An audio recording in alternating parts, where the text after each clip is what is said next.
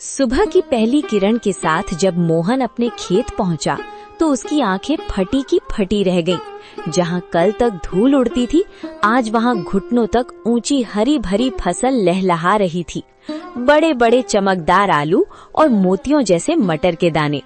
तभी वहां से काला गुजरा। काला हैरानी और चिढ़ के साथ, अरे मोहन, ये क्या तमाशा है?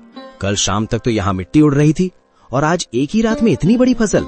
कौन सा गड़ा हुआ खजाना हाथ लग गया है तेरे? या कहीं शहर से कोई चोरी का माल लाकर यहाँ गाड़ दिया है? नहीं काला भाई, ये ना कोई चोरी है और ना कोई तमाशा। ये तो ऊपर वाले की मेहरबानी है। कल एक घायल चिड़िया की मदद की थी, बस उसी की दुआओं ने आज ये रंग दिखाया है। देख भाई, कितने सुंदर आलू और मटर है। तू भी थोड़े घर ले जा। दुआएं? चिड़िया मुझे बेवकूफ समझता है। ये जरूर कोई काला जादू है।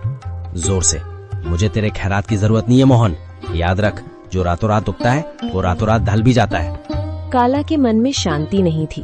वो जानना चाहता था कि मोहन को ये सब मिला कैसे।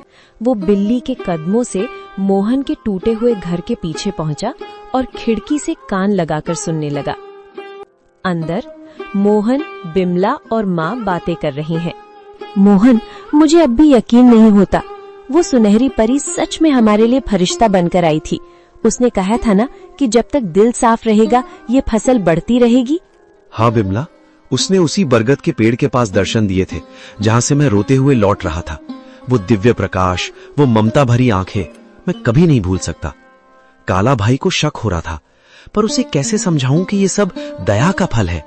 काला खिड़की के बाहर बुदबुदाते हुए, अच्छा तो ये बात है।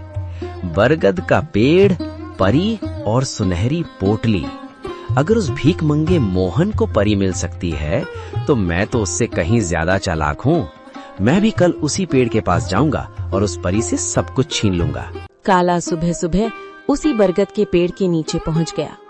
उसने एक जाल बिछाया और एक चिड़िया के आने का इंतजार करने लगा। उसने सोचा कि वो किसी चिड़िया को घायल करेगा और फिर उसकी मदद का नाटक करेगा। कहाँ है वो परी? ओ चिड़िया, बाहर निकल। देख, मैं तेरे लिए कितने दाने लाया हूँ। बस एक बार मेरे सामने आ जा और मुझे वो मखमली पोटली दे दे। मुझे आलू मटर नहीं, मुझे सोना चाहिए, चांदी चाहिए। मैं उस मोहन से बड़ा आदमी बनना चाहता हूँ। काला घंटों चिल्लाता रहा। कभी रोने का नाटक करता तो कभी लालच में पेड़ की टहनियां हिलाता, लेकिन वहाँ सन्नाटा छाया रहा। अचानक एक तेज ठंडी हवा चली और एक आकाशवाणी हुई। काला, प्रार्थना हृदय से की जाती है, लालच से नहीं।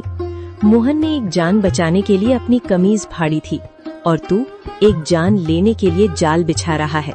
जा, तुझे कुछ नहीं मिलेगा, क्योंकि तेरा मन ईर्ष्या की राख से भरा है। लालच की फसल कभी मीठी नहीं होती।